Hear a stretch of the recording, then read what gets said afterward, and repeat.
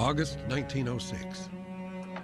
In this luxurious vacation home in Oyster Bay, Long Island, a young girl, Margaret Warren, is gravely ill with typhoid fever. She has the best care, but without a cure.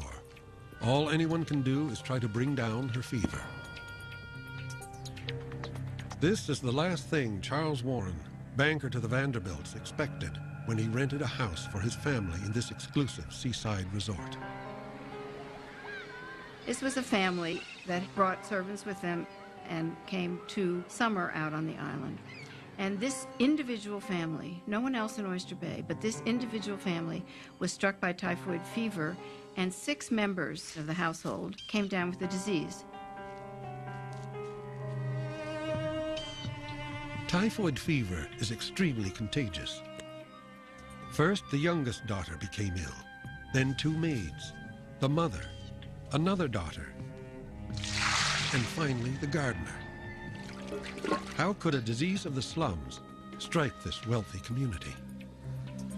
It wasn't the sort of area that one would expect to see typhoid, which was often associated with crowded, poor neighborhoods.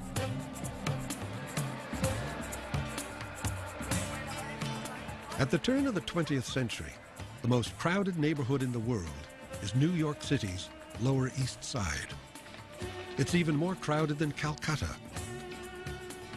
With few connections to city water or sewer, the tenements lack even basic sanitation. Infectious diseases like smallpox, diphtheria, tuberculosis, and typhoid fever kill thousands each year.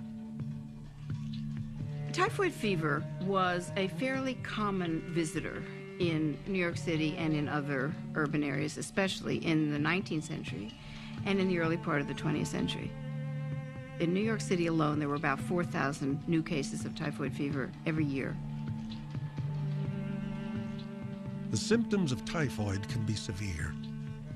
Weeks of fever, headache, diarrhea, and delirium. 1 out of 10 dies of the disease. When people had typhoid fever in the early 20th century and there were no antibiotics, doctors had to just treat the symptoms. But the cause of the disease is no longer a mystery. 30 years earlier, scientist Louis Pasteur electrified the world by proving that bacteria, microbes invisible to the naked eye, cause disease. Typhoid fever comes from Salmonella typhi, bacteria that grow in the intestinal tract and are shed in the feces. In 1892, New York City set up the country's first bacteriology laboratory devoted to public health. The new science, the new bacteriology, was tremendously exciting.